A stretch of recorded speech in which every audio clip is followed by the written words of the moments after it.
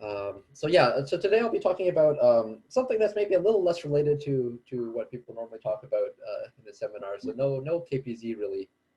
I'll mention a very small connection, but really this talk is about permutation statistics. So more generally, it's about a permutation statistic for a non-uniform distribution on permutations, and I'll explain all of that. Okay, so first let me define what the model is. So to do that, I'll need to make a couple definitions. So if W is a permutation, an inversion is going to be a pair of indices I and j, where I is smaller than j, but W of I is bigger than W of j. Okay, so you should think that this is a spot in the permutation where the order gets reversed.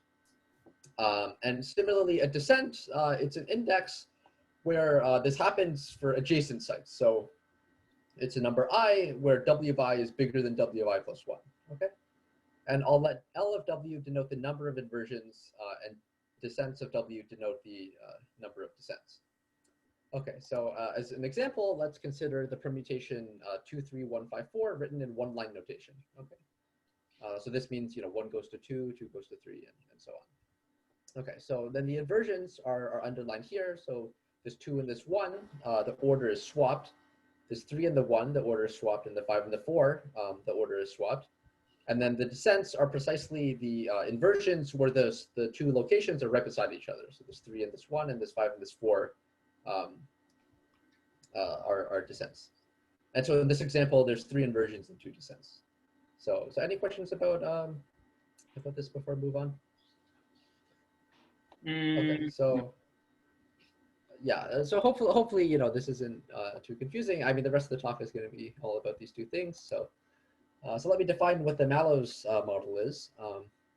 So the Mallows measure with parameter q, it's a measure on the symmetric group, and it's defined by the following formula. So what you do is you take q to the number of inversions. So you're exponentially weighting the number of inversions in your permutation, and then you normalize, okay? And in this case, the normalization constant is actually very explicit. It's given by this q factorial. So, from this formula, it's easy to see. If you send q to 1, you get the uniform distribution, right? This becomes a 1, and the q factorial converges to n factorial. Okay, so it was introduced in 1957, actually, by Mallows to study non-uniform ranked data. So, for example, you might want to model some, I don't know, a race or some competition or something. But you expect some people to do better than others, and so you don't expect your data to be uniformly distributed. Maybe you expect it to be like concentrated around some fixed permutation or something. It's still quite a popular non-uniform distribution in applied statistics. So like there's an R package you can use to fit models and sample and whatever. So let me describe some basic properties about this model. So as I said, when Q is 1, this Mallows measure is uniform, and when Q goes to 0, it concentrates around the identity. Okay, so I mean from the formula you have Q to the number of inversions. The only permutation with no inversions is the identity permutation, and so that's the only one with a non-zero mass. Okay, and similarly, if Q is going to infinity, you get the permutation, which is sort of reversed. So it starts at n and goes down to 1. Let me say that this model behaves very differently from the uniform permutation model. So for example, if Q is less than 1, then the probability that W sends 1 to 1 actually converges to this constant 1 minus Q as n goes to infinity. Right, so this is very different from the uniform case where the probability is 1 over n, and that goes to 0, obviously, as n goes to infinity. So really, you should think of the Mallows model as being something that heavily penalizes you for like straying far from the identity permutation, right? So it's really concentrated around the identity permutation, and the more you go away from it, the lower the probability. In general, so I said by no tractable formulas for these probabilities, I mean, of course, you could write down a formula, right? You can sum over all elements of the symmetric group where this event occurs.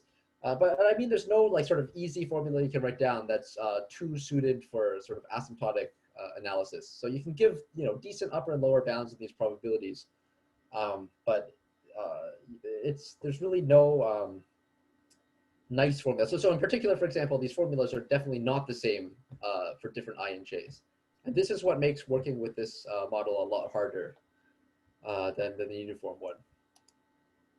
So the Mallows model also has a couple symmetry properties, which we will use. So one is if W is Mallows distributed with parameter Q, then W inverse is also Mallows distributed with parameter Q.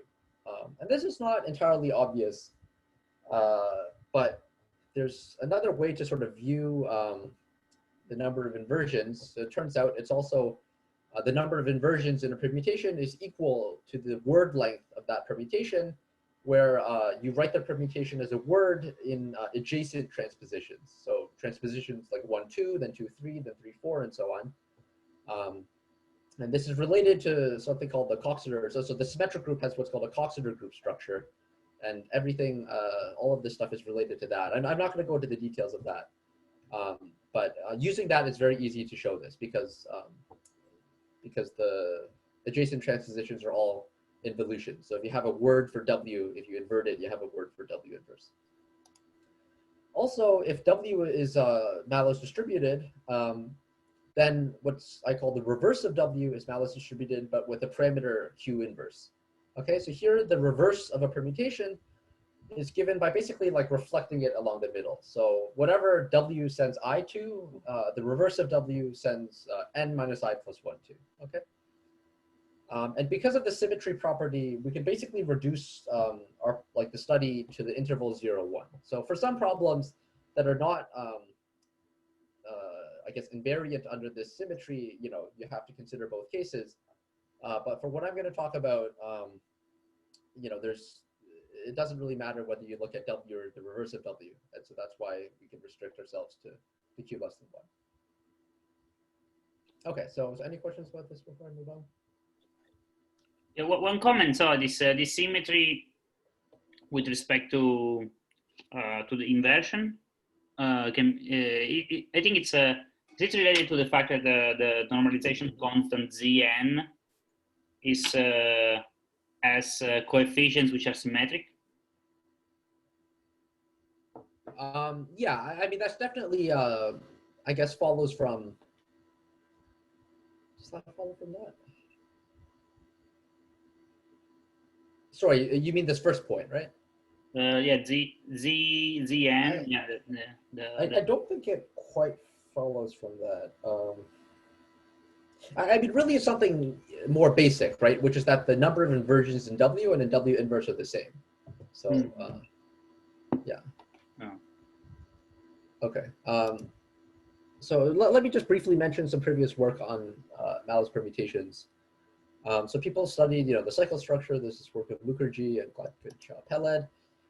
People studied the longest increasing subsequence problem. So here, it's quite interesting. So if you fix Q, you actually get, okay, so of course, for this audience, I don't have to explain that for a uniform permutation, the fluctuations of the longest increasing subsequence, are Tracy-Whittam. It turns out that if you fix Q, then for the Mallows model, you get Gaussian fluctuations and not Tracy-Whittam. And people have also studied what happens when you send Q to 1, but at faster or slower or whatever. And you can show that if Q goes to 1 really fast, then it's Tracy-Whittam, and if Q goes to 1, very slowly, then it's Gaussian. But there's still a gap, so we don't know actually if there's some phase transition where something, there's a sort of a sharp cutoff, or maybe something different happens in the middle. It's related to certain Markov chains, and so in particular, maybe I want to say that you can define a Markov chain on the symmetric group. It's called I guess you can call it like the biased interchange process, or biased adjacent transpositions. So it's the random walk generated by adjacent transpositions, but biased, so that you sort of want to sort numbers rather than reverse sort them. And this Mallows model, or Mallows measure, is a stationary measure for that Markov chain. And it turns out that the projection of that measure is the projection of the random walk is ASEP on the line. And so the projection of the Mallows measure gives you the stationary distribution for ASEP. There's also something called the Mallows process, which maybe I'll talk a little more about later because we're actually going to use it. But basically, it's a way to extend the Mallows model actually to all of the integers or to the natural numbers. And this is something that's special to the Mallows model. So you can't do this for the uniform permutation, right? There's no uniform infinite permutation, but there is a uniform infinite Mallows permutation. And if I have time at the end, I'll talk about it. Okay, so let me move on to my results. So a little bit of motivation, why am I studying descents? So descents are maybe the most well understood statistic on permutations. It goes back, I don't even remember who, but I think I believe even Demois looked a little bit at it. So in particular, they form what's called a one-dependent process, even under the Mallows model. So a central limit theorem is really easy, right? I mean, the dependent structure is much too simple. To have any problems. Basically, almost everything is independent. And so a natural question is to look at the descents of W and of W inverse. And so this is a theorem originally due to Vatutin, and then Chatterjee and Diaconis gave a proof using Stein's method, which gave sort of a quantitative version of this theorem. And so basically, if you rescale the descents of W, the descents of W inverse, then you get independent normal random variables. Okay. And here you can compute the mean and the variance, and they're explicitly known.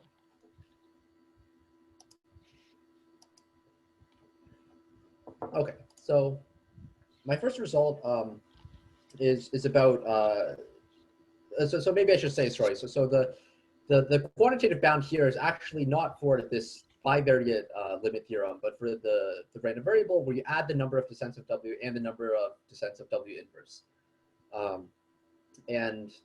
So here, I think you probably could get a bivariate, a quantitative bivariate theorem, but a lot of people have actually studied the what's called the two-sided descent statistic, which basically means the descents of W plus the descents of W inverse. And I'll talk a little bit more about that a little bit later. But so my first main result is about that two-sided descent statistic. So if I take W of Mallow's permutation with parameter Q, and I let mu and sigma squared denote the mean and the variance. So here I'll say that the mean mu is known. It's like n times, or n minus 1 times q over 1 plus q. But the variance, actually, there's no nice formula, or at least, not that I'm aware of. And so, I mean, you can show that it's of order n, but, I can't write, even asymptotically, I don't know what it is. Okay, but anyways, if we normalize by the mean and variance, then you get a quantitative bound for in Boscherstein distance, let's say, between this random variable and a standard normal, where you have some constant c, which is explicit. You can take it to be like 600 or 1,000 or something, times q to the minus a half, n to the minus a half. So here, let me say that this obviously implies a central limit theorem, even as q varies with n, as long as q times n goes to infinity. Okay. And this is actually sharp. So, I mean, in the sense that if q times n does not go to infinity, then the variance is not going to infinity. And so you don't expect Gaussian behavior, you expect Poisson behavior. And that's what happens. If you set q to be lambda over n, then descents of W plus descents of W inverse converges to 2 times a Poisson, where the Poisson has parameter lambda. And this is because you can show that in this regime, and actually even a bit before this regime, the descents of W and the descents of W inverse are equal with high probability. Okay, so that's where the 2 comes from. And the proof, which we'll talk about in a bit, uses Stein's method with size bias coupling. And the proof is actually new even in the uniform case. And I think it's actually, at least in my mind, it's the most natural proof for the uniform case even. It's somehow uses the sort of group structure and the constitutive group structure in the most natural way. So any questions about, I guess, the statement of this theorem? So if q is of the order 1 over n, descent of W and W inverse are kind of very much dependent, right? Yeah, they're equal, like with Okay. high probability. So, yeah. I see. So yeah, I mean, really, this is a very easy fact because like once you prove that, right, then all you have to do is prove it for just descents of W, and that's was known for, I don't know, a very long time. So yeah, this is not a hard fact. No, I'm thinking like if Q is like 1 over root n or something, are they kind of still independent asymptotically, or No, can you no. So actually 1 over root n is where they become, I guess like anything faster than, anything smaller than 1 over root n is where they become equal with high probability. I see. Okay. Yeah, so basically what you can show is that once Q is like 1 over root n, with high probability, W is an involution, right? So W is equal to W inverse actually. Don't even like worry about descents. Okay. So yeah. Yeah. Yeah, Thanks. basically at that point, you have to be like so close to the identity permutation that you're in involution. Any other questions about this result? Okay, so if not, then let me move on to the sort of second. Oh, actually, maybe before I move on, let me just mention. So what are the main difficulties in this theorem? So actually, it's not this coupling. This coupling is actually not too hard to establish, and it's based sort of on a coupling from a while back due to Goldstein. The main difficulties are actually these covariance estimates, which are quite delicate. And as I sort of alluded to, the reason is that you're working with a non-uniform permutation model. You don't really have access to these, like, you can't really just compute the covariance very easily, and getting good bounds can be quite tricky. So I'll get into that once I talk about the proof. Okay, so the second result is a bivariate central limit theorem, as for the uniform case. So here, what's interesting is that the limiting distribution is not independent. You actually do get a correlation. So specifically, if you normalize the descents of W and the descents of W inverse, then what you get is a limiting bivariate normal with a correlation rho. Okay, and here, if Q is strictly between 0 and 1, so here we have to fix Q. So as you can see, the result is a bit weaker. You don't get the quantitative result, so you don't get a bounded Wasserstein distance. And you also have to fix Q. I can let Q go to 0 or 1, but I can't let it sort of move around within the interval. So what's interesting is that when Q is between 0 and 1, the correlation is also between 0 and 1. So this means that you actually get non-trivial correlations even in the limit, unlike the uniform case, which sort of says that the Gaussian behavior isn't like it's not just that things become independent, right? I mean, a lot of the times the strategy to prove a central limit theorem is that like everything is kind of independent, and so you're done. Here, there is some dependence that you have to take care of, and that's what makes things a bit trickier.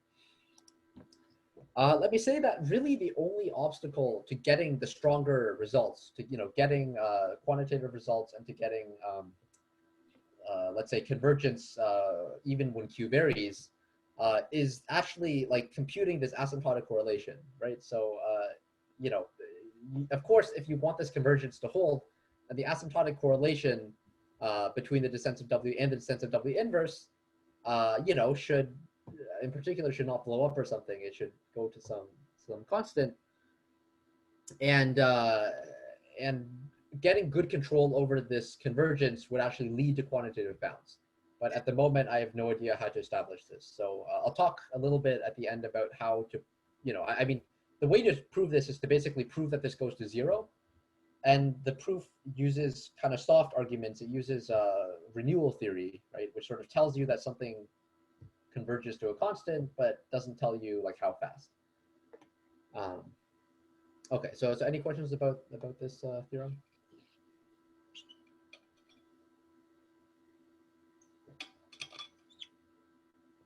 Okay, so if not, then let me move on to oh yeah, I guess maybe I should mention. So there's no nice formula for this rho, unfortunately.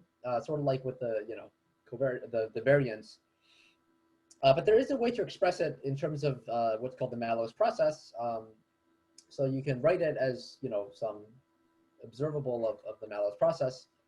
And this is, for example, how you can show that the correlation lies strictly between 0 and 1. So okay, so I mean, it's not, I wouldn't say this is like a nice, like an explicit formula, but it does tell you something at least.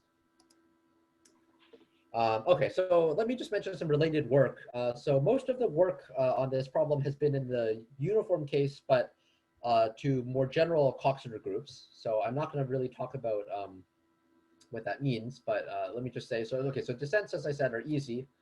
For the uniform measure, there's now 3 proofs for the symmetric groups. There's a proof due to Vatutin in 96. He used generating functions. There's a proof by Chatterjee and Diaconis who used Stein's method with what are called, I guess it's, sort of Schwab's spin on Stein's method. And in particular, it's not the same as the size bias one that I'll present. And then Ozdemir has the proof using martingales. And as far as I know, none of these proofs work in the Mallows case. So none of them extend. This uniform result has been extended to general finite Coxeter groups. So this is a series of works, I guess Ozdemir, Rutger, Buchenrutger, and then finally Ferré. So the reason there's so many people here is that the proof goes through the classification of finite Coxeter groups. So there's sort of a finite list of families of these things.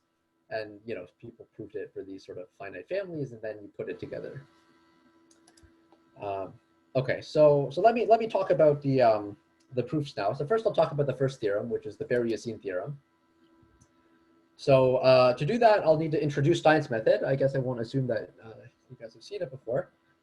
So size, in particular, I'm going to use Stein's method with the size bias coupling. So first, what is a size bias coupling? So if X is a non-negative discrete random variable, and there's a version for continuous random variables, but I'm just going to do the discrete because it's easier. And the expectation is greater than 0, then I say that X star has the size bias distribution with respect to X if the probability of X star being equal to any X is X times the probability that X was equal to little x, and then you normalize by the expectation, okay? So what you should think is that this is basically saying that like bigger numbers happen more frequently, right? So you're biasing it by how big the number is. And the reason why this is useful is that Goldstein and Rinnett in 96 proved the following theorem using Stein's method. So if you have a coupling, so if X is some non-negative random variable and X star has the size bias distribution with respect to X, and X star defined in the same probability space, then if you take X and suitably normalize, you can get a bound on the Wasserstein distance to a normal random variable, a standard normal, in terms of how good your coupling is, basically. So there's sort of 2 terms. There's one term which maybe it's easier to understand. It's basically just the fluctuations of X minus X star, right? So it's it's basically the variance of X minus X star, and and the other one is the variance of the conditional expectation of X minus X star. So this one is maybe a little harder to sort of grok, but it basically says that how dependent are X and X star, right? So you basically you want them to be very closely linked. So sort of the more they depend on each other, the better. Okay, so so maybe let me just tell you what the general strategy is. So obviously with this theorem, the strategy is going to be to construct such a coupling, right, and then compute these bounds for both terms and show that both terms, I guess in my case, are of order q to the -1 n to the -1, right? So it should be, I think, pretty clear what we want to do. So let me first talk about the coupling, which is not so hard. So if we take a permutation W and Sn, I'm not going to define the coupling yet. I'm just going to define a certain operation on permutations. So for any index I, I'm going to let Wi star it's going to be equal to W if W has a descent at I. Okay, so basically I look at the numbers W of I plus 1. Okay, if W of I is bigger than W of I plus 1, I do nothing to W. If W does not have a descent at I basically make a descent at I by swapping the numbers Wi and Wi plus 1. Okay, so multiplying by the permutation I and I plus 1 just swaps Wi and Wi plus 1. Okay, so you should think that I'm just taking W. I look at W like at the positions I and I plus 1, and if there's no descent there, I swap the 2 numbers so there is a descent there. Okay, so hopefully that's clear.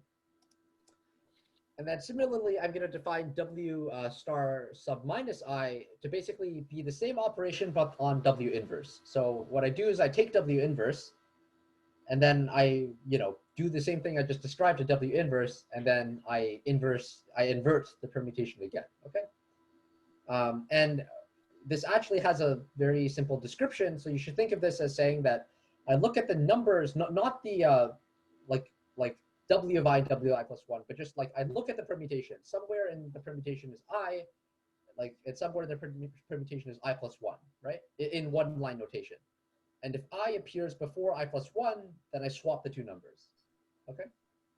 And you can easily check that this is exactly what this does. So I think to make things more clear, let me just do a quick, first let me say, so what is W star? W star is gotten from W as follows. You pick I and a plus or minus sign uniformly at random. And then you take W star to be W, there should be a star here. You basically do the operation with the I and the sign that you picked, okay? So this defines a random variable, even if W is deterministic. Okay, so let's do a simple example. So if W is this permutation 2, 3, 4, 1, 5, say I pick 3 and plus, right? Then what I do is I go to the position 3 and 4, so this 4 and this 1.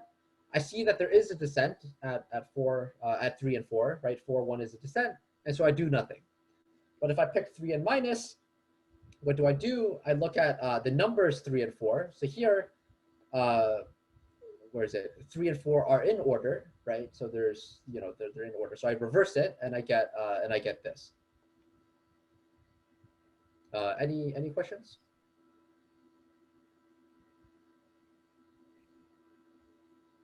Okay, so if not, then let me. One question. So you use the star above. So here, W star I, but then you take W star equal to plus or minus.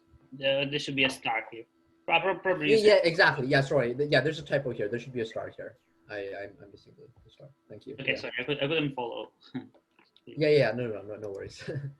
Okay, so basically, okay, maybe let me just describe in words what the coupling is doing. Is you just take W, you pick an I uniformly at random, and then you either you basically pick W or W inverse uniformly at random, right? And then you do that operation where you look at I and I plus 1, or I guess W of I plus 1, and if they're in order, you reverse them, right? And that defines a new random variable, and that's the coupling. Okay, and so why do we want to do this? Well, it turns out that if W is Mallows distributed, right, then this descent of W star plus the descent of W star inverse has the size bias distribution with respect to the descent of W, the descent of W inverse. So okay, you should think that the reason why I did this thing with the WI W minus I is basically because because this thing is symmetric with respect to W and W inverse, we should expect that the coupling we define should also somehow respect the symmetry, right? So it shouldn't matter whether you take W or W inverse, and so that's why you need to do both cases. Okay, so let me talk a little bit about how to prove this. It's actually quite simple. So first, let me say a couple of words about this coupling. So this coupling is actually works in more generality. It works for any what I call a local statistic. So what I mean by that is any statistic which you can see as a sum of functions that depend on a small window of your permutation. Okay, so by that I mean the relative order of the numbers that appear in the window of size k. So as a concrete example, like peaks, for example, right? So a peak of a permutation is you look at 3 adjacent spots in the permutation and let's see if it goes up and then down. Okay, so that's called a peak. So that's an example. The number of peaks would be an example of a local statistic. This coupling also works for any Coxeter group. So again, I don't exactly want to define a Coxeter group, but it's some more general notion of, so a symmetric group is a Coxeter group. And you can make this definition for any Coxeter group. And the coupling still works. So this coupling is based on a coupling due to Goldstein, who used it to study patterns in uniform permutations. So he was looking at the Mallows model, but it turns out that by sort of, well, really you don't, I mean, by adjusting his coupling a little bit, you get a coupling that works. The proof is heavily relied on the Mallows model, though. Okay, so it basically doesn't work for any other. I mean, obviously for the uniform because it's a special case, but for basically no other measure will this work. So let me. Oh, maybe before I move on, does anyone have any questions about this proposition? Okay, so let me talk about the proof. Okay, so by a result of Baldi, Rinnet, and Goldstein, who basically characterized, when, like, what is the, like, how do you size bias a sum of random variables, right? So maybe I'll say if you have a sum of independent random variables, it's very easy to construct a random variable with the size bias distribution that's coupled to it. What you do is you pick a random index and you resample that variable, like you basically, I shouldn't say resample. You replace it with its size bias version. Maybe that's a better way of saying it, okay? And you do nothing to the other random variables. And because of the independence assumption, that turns out to have the size bias distribution. So unfortunately, our random variables are not independent, so we can't do that, but there's something you can do. So what you do is you pick an I at random, like a summand at random, but now, and you replace it with a size bias distribution. So like you basically take a new random variable, which has the size bias distribution of the, okay, so maybe so you have a sum of xi, you pick a summand at random, you replace it with xi prime, where xi prime has the size bias distribution, but it's independent of everything else. Then you have to replace the xj's by xj prime so that xj prime condition, like, the collection of xj prime condition on xi prime has the same distribution as the xj condition on the xi, okay? So, I mean, it's a little hard to parse, and, I think it's a little, but heuristically what it's saying is you sort of replaced xi with its size bias distribution, but because of the lack of independence, you've sort of disturbed all the other xj's. And to fix that, you have to adjust them so that the sort of marginals become the same, right? So conditioned on the thing that you changed, you have the same thing as you had before. Okay. So anyways, I mean, basically this is a characterization of what it means to have a size bias distribution for a sum. And this is what we're going to use.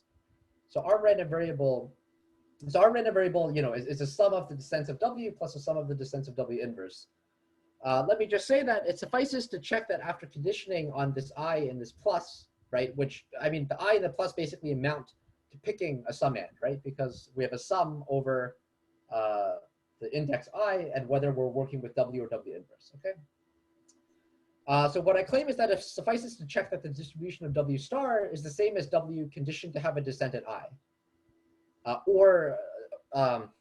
Okay, so let me, if you pick I and you pick plus, then you have to check that W star is the same distribution as W conditioned to have a descent at I. If you pick I and minus, then you have to check the same thing, but a descent at I at W inverse and not W, okay? So but forget about the minus. I'm just gonna worry about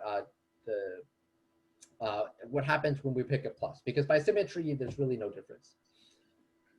So the reason that it suffices to do this is that the entire random variable, right, is a function of W star and W. So if I show that W star condition on this which summand I pick, maybe I should say so note that our sum is a sum of Bernoulli random variables, right? And it's easy to see that it's just whether I have a descent at I or not, right? So it's a 0-1 random variable. And it's easy to see that a 0-1 random variable, if you size bias it, it's 1, right? I mean, the probability of getting 0 is 0 times whatever the old probability was, so it's 0. Mm-hmm. And so that means that conditioning on xi prime is the same thing as just conditioning on on the summand that you picked, right? Because the random variable, there's no randomness, it's just 1. So the only thing I know is that I know I picked I and I know I picked plus. And so it suffices to check that the distribution of W star is the same after I've picked my I and my plus. And to see this, we simply note that the map that sends W to W times I plus 1 It's a bijection between permutations without a descendant I to permutations with a descendant I. Okay, so this is very easy to see. I mean, it basically just swaps the numbers at I and I plus 1. So there's nothing to check here. And it's also easy to see that this multiplies the probability under the Mallows model by Q, because you add exactly one inversion. Okay. So because of this, remember that W star equals W if W has a descendant I, right? So then, of course, I mean, W star and W are obviously the same. And if W does not have a descendant I, then W star equals W times I plus 1. But in either case, right, you know, because of this bijection, the conditional distribution is the same, right? I mean, of course, you multiply all the probabilities by Q, but the effect of doing that after you divide by the normalization, right, that goes away, because all you care about are the relative probabilities. So what that means is if W has a descendant I, then this statement holds, and if W does not have a descendant I, the statement also holds, and so it holds unconditionally. Okay. And so this means that that we've proved the proposition that this is a size bias coupling. So any questions about this proof?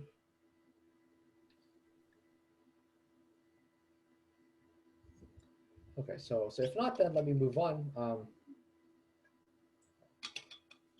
So actually, this is somehow almost the easiest part of the proof. The hard part is actually, as I said, computing the covariances, but I mean, it's really kind of a slog and maybe not so fun. So I'm not going to talk about it in too much detail.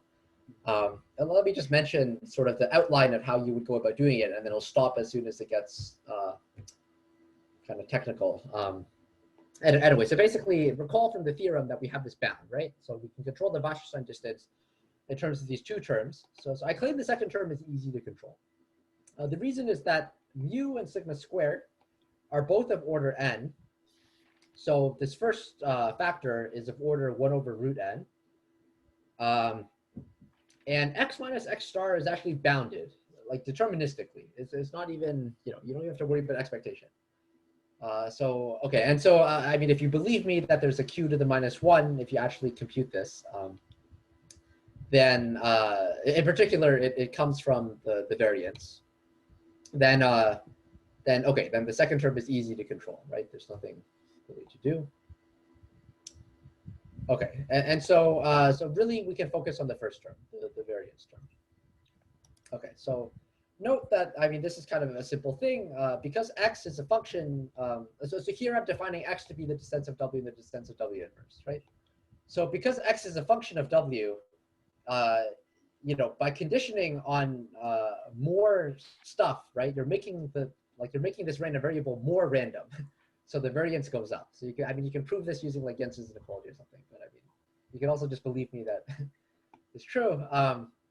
So it suffices to control the variance of the conditional expectation not on x but on w, right? And this is sort of a standard trick. And the reason this is good is because once you say that w is sort of deterministic, you really understand what, you know, x minus x star is, right? Because like somehow there's an algorithm that takes in w and spits out w star. And so it's actually very easy to understand what this random variable looks like now. So in particular, you can compute this conditional expectation, right? So what are you taking the expectation over? You're taking the expectation over the random index, so over the I and the plus and minus side, right? And so because remember, w we're conditioning on, so we're treating it as like we know w. And so really the expectation is just this sum, right? It's 1 over 2 times n minus 1 times the whatever you would get if you do the sort of biasing procedure with I and the plus or minus sign. Okay, so now we've computed this conditional expectation. Of course, this is kind of the not so fun part. You define these sort of 4 things. You split up the sum. You know. So maybe if I go back here, we have the x and the x star, right? So of course I can break the x up also into, you know, sort of a bunch of terms. And so I'm basically grouping the terms by sort of what they look like. And now I claim that the variance can be computed by computing the covariance of a whole bunch of things. Okay, so, you know, I mean, you can see that we need to bound, I guess, a priori 16 terms, right? The covariance of like sigma 1, sigma 1, sigma 1, sigma 2, so on and so on. Okay. So by symmetry, you can reduce the number of computations you have to do, but there's still 6 types. Okay, so actually it turns out that most of them are quite easy. So for example, let me just do one example. So sigma 1 and sigma 1, it turns out that the descents of W minus the descents of Wi star and the descents of W minus the descents of Wj star, they're independent if I and j are separated by more than 4. So why is this? So what am I doing if I take Wi star? I'm looking at I and I plus 1, and I'm swapping the numbers, right, if Wi is smaller than Wi plus 1. So think about the descents that this can affect, right? I mean, it can't affect the descents like far away from I, right? I mean, you're only changing 2 numbers. And similarly, if you look at the inverse, I mean, sort of the same thing happens. Like you can't, like it's not changing the descent by too much. And so what that means in particular is that, so, as I said, sort of the relative, maybe I didn't say this, the relative order of the permutation at like some positions and some other positions, they're independent as long as the 2 sets are separated, right? So it turns out that that this random variable depends only on the relative order of like 4 numbers, right? And so that means that if the sets are separated by like 4, if the numbers are separated by 4, then the sets will be separated, and that means that you have independence. Okay. So I guess what I'm saying is this generalization of the fact that whether you have a descent at I and a descent at j are independent if I and j are separated by more than 2, even under the Mallows measure, right? So a descent is just the relative order of 2. Okay, so that's quite easy, and it's basically very similar to the argument even in the uniform case, right? I mean, you just have a lot of independence. So what's harder are the terms, the covariance of sigma 2, sigma 2, and sigma 2, sigma 3. So let me remind you what they are. So I'll do sigma 2, sigma 2. So this is something like descents of W minus descents of W star inverse. So here, what I would do is I would look at I and I plus 1 and swap them if they're in order. But then I have to look at the descents in W and not W inverse. So you can see that these things are never going to be independent, right? So let me say that this is actually, the indicator function for the event that Wi minus Wi plus 1 is equal to 1. So this is not too hard to verify. And it's immediately easy to see that these events can never be independent. And that's because if I tell you that Wi minus Wi plus 1 is equal to 1, what that means is that Wi and Wi plus 1 are separated by, are 1 apart, right? But that kind of affects everything else that goes on. So of course, you don't expect the dependence to be so strong if I and j, let's say, are far apart, right? But you always do have dependence. And you might also believe that the dependence is always weak, but that's also not true. So it turns out that the covariance between ai and aj, if I and j are close, is actually large.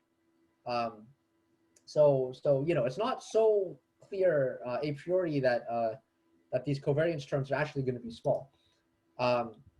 So what is the strategy? So it turns out that you have to sort of blend 2 ideas. So again, I'm not going to go into the details. I'm just going to sort of describe the outline of what happens. So when Q is close to 1, this is basically the uniform case, right? Then the correlation turns out to be extremely weak. So what happens is when Q is close to 1 and you have a uniform random variable, it's easy to see that these events are, very uncorrelated for uniform random permutations, right? So what this would be saying is that Wi and Wi plus 1 are, exactly 1 apart. But for uniform permutation, like, you can, for example, condition on the event that Wi and Wi plus 1 and Wj and Wj plus 1 are like, that they're disjoint, right? And then, of course, you have independence. And that event happens with very high probability. So for uniform permutations, these things are sort of very small. When Q is a constant, it turns out that the correlation sort of decays exponentially. So actually, this is quite tricky to prove. This is sort of the hardest part of the argument. And really, when I say decays exponentially, it's sort of, okay, in some, you get some kind of like weak inequality. But basically, what you should think is that the more separated I and j are, of course you expect W of I and W of I plus 1 to be close to I and I plus 1, right? Because the Mallows measure sort of biases W of I to be close to I. Mhm. The further it is, the more it penalizes it. And so what you should think is that,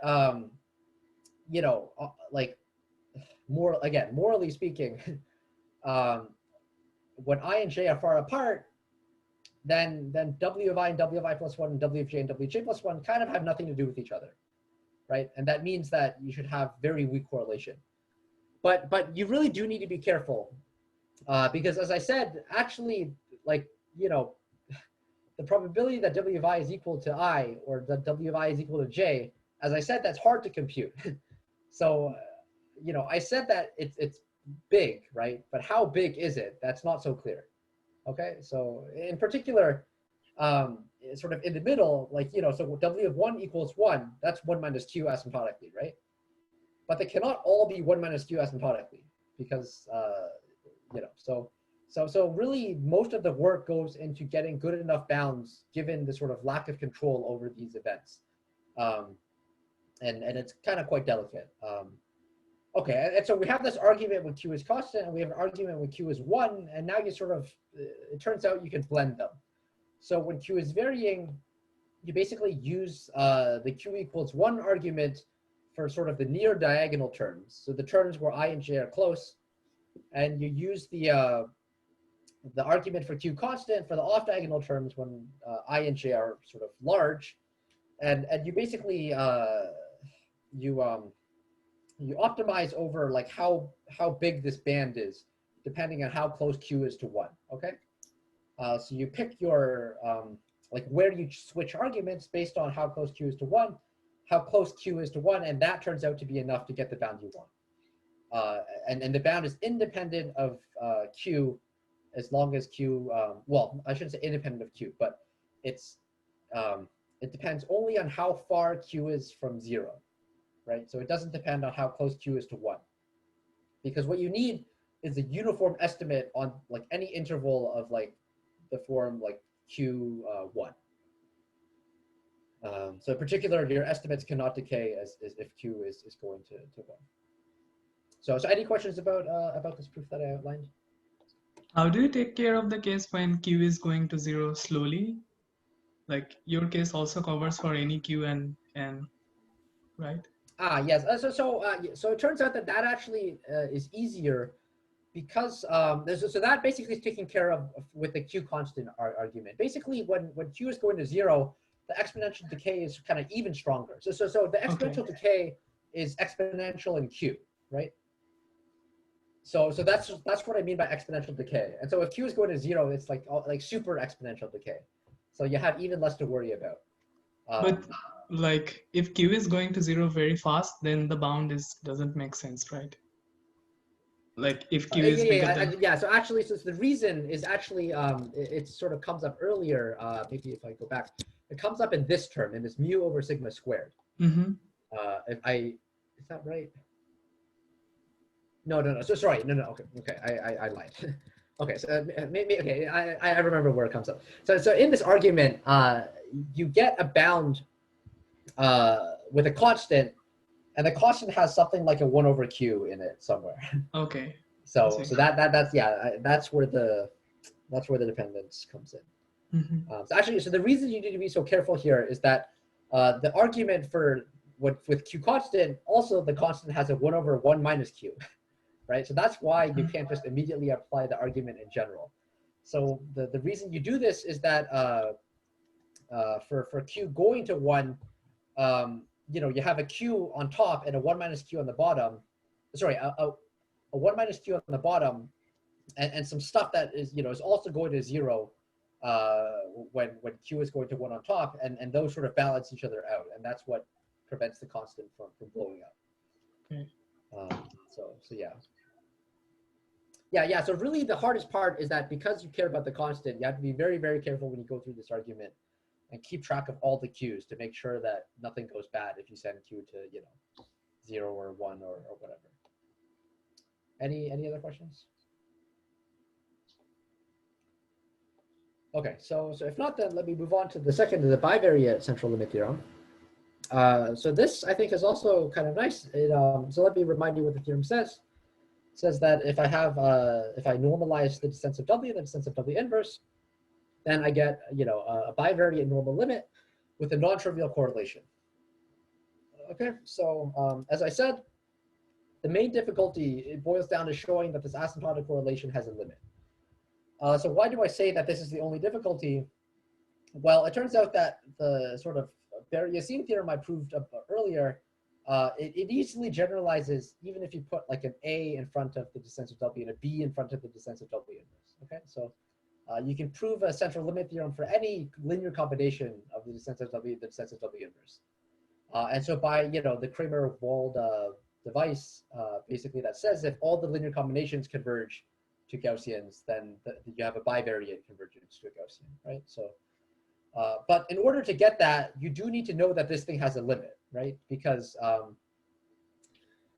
this is basically the only thing stopping you. So we need to compute this quantity, but as I mentioned earlier, it's very hard to compute this quantity. So in particular, I can't even compute the variance. How am I going to compute the covariance? In particular, if I could compute this covariance, I can also compute the variance, right? I mean, that's easy to see. So how do I do this? So the idea of the proof is actually quite nice, and unfortunately, it's not really due to me. I based it off of this argument due to Basu and Bandagar, who used it already, and I'll briefly mention that later. So the idea is to look at this, what's called this Mallows process, which I'll define, which is a certain regenerative process. And once you do this, you can use tools from renewal theory, which are very powerful. So there's something called this, renewal central limit theorem and these renewal limit theorems, which tell you that under very general conditions, statistics of renewal processes converge to something. And it even tells you what that something is. And so using that, we're able to compute this in terms of the Mallows process. Unfortunately, the Mallows process is also quite hard to understand.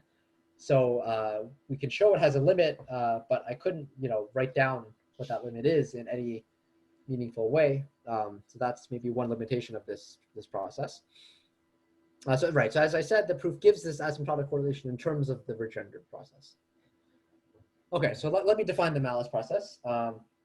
Okay, so the Mallows process is a random bijection from the natural numbers to the natural numbers. Apologies, I'm also going to use W for this random bijection. So we can divide it inductively as follows. So W of 1 is going to be a geometric 1 minus q random variable. And then supposing that we've defined W1 up to W of I, sorry, there's a typo here. There should be W of I plus 1. We define W of I plus 1 to be the nth largest element in all the natural numbers except the ones we've already picked, right? We want a bijection, so we can't pick something we've already picked. So we pick the nth largest one, where n is also geometric of parameter 1 minus q. Okay, so this is somehow a recursive definition, and it gives an algorithm for sampling it. And almost surely this defines a bijection. So you're never going to leave out a number. Okay, one question. So yeah. n is another independent geometric random variable. Yeah, so sorry, maybe I should index this by like n I plus 1 or something. Like all the geometric random variables are independent. Yeah. Mm-hmm. So just to make sure, so you start and you pick W1. Then in order to pick W2, so you select n as a geometric random variable. Yeah. Say it turns out to be 3. Then you pick the third biggest number of n. Okay. And each time these. Or sorry, I guess I should have said, I guess, third smallest number. Sorry, this should be a smallest. You just start from the bottom. Like, I guess it doesn't make sense to pick the third. Yeah. I agree. Sorry. Yeah. Maybe that was, okay. Yeah. Thank you. Yeah. So I mean, it's kind of like a natural definition, right? Like, how do you define a random bijection on the natural numbers? I mean, forget about the geometric part. What's an easy way to do that? You just like pick a number and then pick an independent number like from the ones remaining, and then keep doing this. And as long as all the numbers have positive probability, you're going to get a bijection almost surely. Okay, so from this definition, it's easy to see that this has a so-called regenerative property. So what do I mean by that? I mean, if you let t be a time where all the w of I are smaller than t for all I smaller than t. So in other words, you should think of this as a time where the process actually defines a bijection if you restrict to the numbers 1 up to t, right? So like w of 1 is smaller than t, w2 is smaller than t, all the way up to w of t is smaller than t. So it's a bijection. Then if I look at what happens after that time, where I subtract off t and I start from t, that has the same distribution as my original process. So basically what that means is if I look at my random bijection and I stop after I see like a true bijection and I sort of restart my process, it's as if I just it has the same distribution as the process from the beginning. And that's easy to see from this definition because all the geometric variables are independent, and the stopping time is exactly when the numbers w of 1 up to w of t, I guess, are the numbers 1 up to t, right? So after that point, it's like I'm just doing a new Mallows process, but starting from t plus 1 instead of 1. Does that make sense to everyone? Okay, and so because of this regenerative property, then it turns out that, well, okay, so first let me say that I'm going to let ti denote basically the ith time that this happens, right? So ti is going to be the length of the intervals between the times at which the process regenerates. So t1 is going to be the first time that w of 1 up to wt1 all are smaller than t1. And then t1 plus t2 is the second time that this occurs, and so on. Okay, and then let w of I be sort of the induced permutation on these intervals. So what do I mean by that? I mean that w1 up to wt1, that defines a bijection from t1, like on the numbers 1 up to t1, right? W of t1 plus 1 up to w of t1 plus t2, that defines a bijection on the numbers t1 plus 1 up to t1 plus t2, right? But we can just shift everything down and get a bijection on 1 up to t2, right? So if we do that, then the wi are all permutations of length ti, and I claim that the ti and the wi are all IID. They're like the ti are IID and the wi are IID. Okay. So the mapping, w to 1 up to n. So this is not a bijection, right? Because w of 1 might be 10. So you can't just restrict.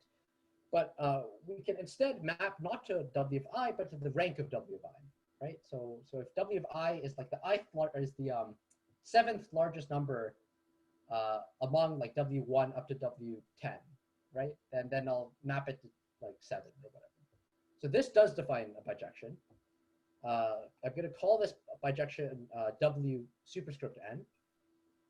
So it turns out that this permutation is Mallows distributed. Okay. So this is sort of the connection with Mallows permutations. Okay, so I guess I'm almost out of time. So maybe I'll just briefly mention let me say this is defined by Nadin and Olshansky in 2010.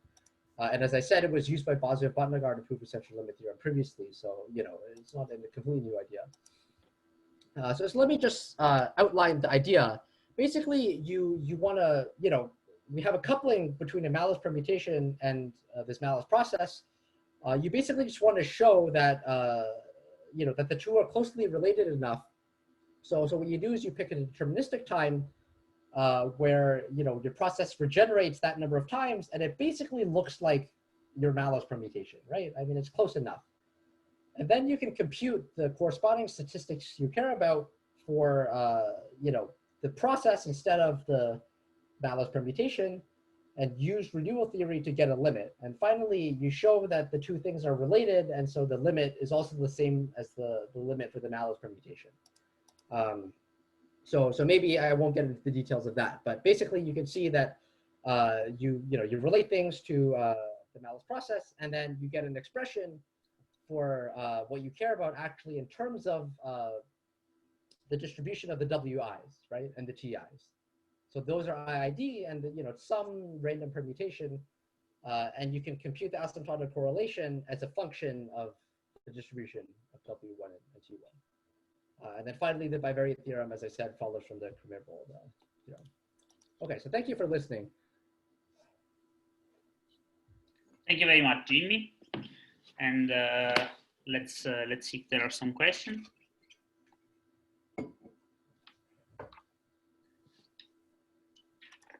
So one thing is that we can say is that next week there will be no seminar because of the symposium. So this is just a communication.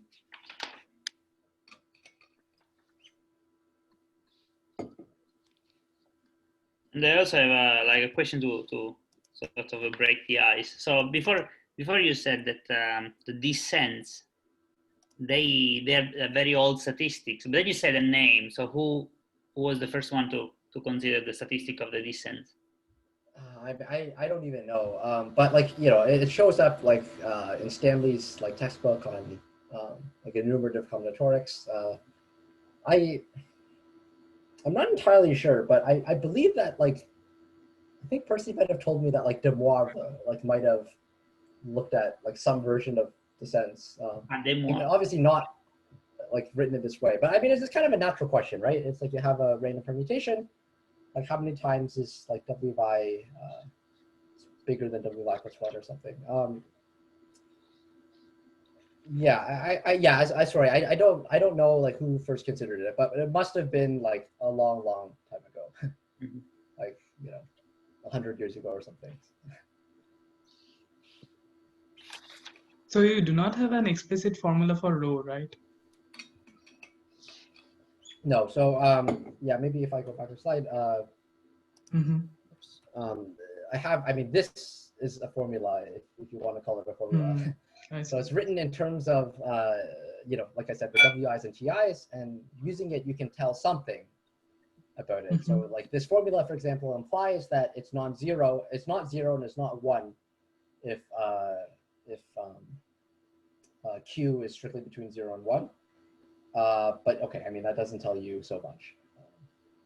Yeah. So I have one question. So of course, you have mentioned sometimes that the longest increasing subsequence is studied in this case, meaning that some people are trying to use some RSK algorithm with Mallows distributed permutation. Yeah. So in that case, somehow how does one interpret your theorems? So these statistics of descent plus the descent of the inverse permutation, do they have a nice interpretation in the Tableau language? Oh, you mean like the longest increasing subsequence of W inverse? Yeah, I believe so. It should just be the so if I remember correctly, if you take RSK and apply to W inverse, you just like what do? You like swap the two tableau and you like transpose it or something. I forget the details, but should be like the hook length of the exactly. So okay, maybe I should say, so what people have studied for the longest increasing subsequence is not for W like longest increasing subsequence of W plus longest increasing subsequence of W inverse, but just the longest increasing subsequence of W for the Mallows permutation. And the proof is actually quite similar to the proof I gave for my bivariate central limit theorem. It's due to Ridi Basu and Ayapatnagar. Basically, it turns out, so the argument that I, very, very sketchily sketched, it works in general for any statistic that's linear in terms of like, I guess what are called irreducible permutations. So what I mean by that is if you could write your permutation as like a permutation on 1 up to like n1, and then a permutation of like n1 plus 1 up to n2 and so on, right? So exactly like sort of I'm doing here. If what you care about is linear, so like, then you can run this argument. And longest increasing subsequence is linear, right? Because the longest increasing subsequence, if you imagine like it's the sum of the 1 from 1 up to like n1 and then n1 plus 1 up to n2 and so on. And that's because like after n1, all the numbers are bigger, right? So you have all the freedom you want.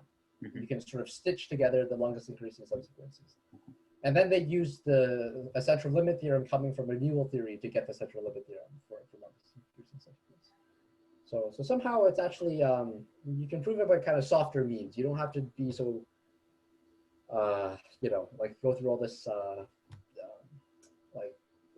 determinantal point process or whatever, and like compute, like do all that stuff. It's actually quite a nice argument, and it's quite short. Yeah, indeed, it looks much much less heavy. Yeah.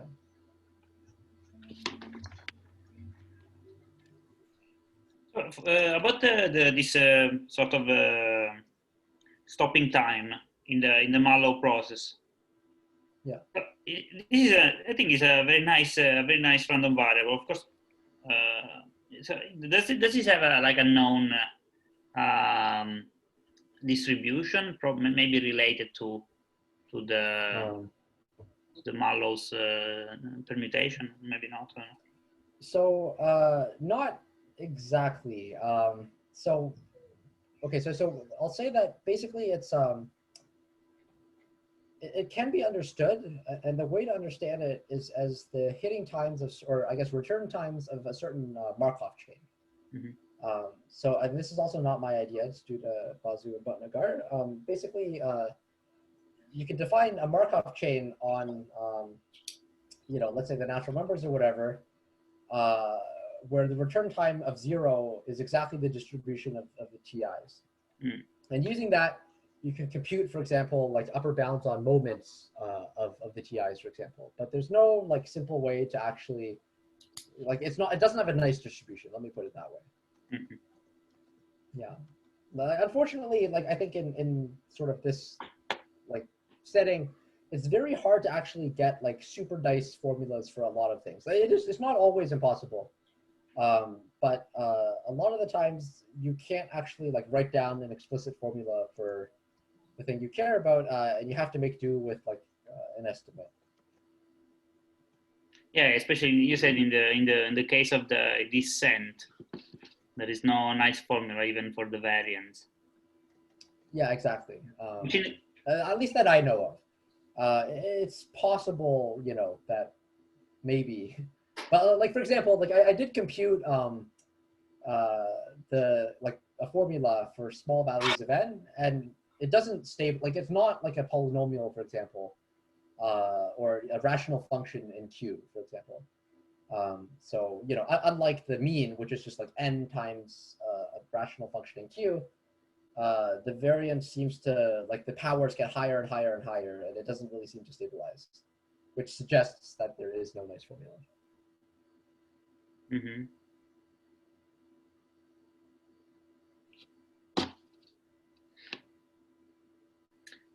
So I have probably maybe one last question from my side, and so this, of course, you mentioned that there is some Coxeter group structure, whatever that means in the background. So these statistics, descent, inversions, I mean charge, whatever these statistics, they are very related to special symmetric functions. So yeah. I don't know, maybe I don't know, this is not a specific question, but is there like a link between the Mallow distribution, for example, and the statistics of a tableau? I know that the descent, for example, of course, the number of inversion is just the charge of a tableau, which is related to, I don't know, many things in algebraic combinatorics. Or maybe. Yeah. So I mean, there is a notion of descents for tableau, and you know, I mean, it must be. I think that the generative function, for example, must be well understood. And maybe I'll say so. For example, like the generative function, the joint generative function for inversions and descents, like is understood. Like there is one for that. What you can't do is then also add W inverse. But yeah, somehow the I think it's like slightly less related to like symmetric functions per se. I mean, there is a connection, but it's a bit more roundabout. But I think it's I would say more connected to the theory of Coxeter groups directly. So I mean, yeah,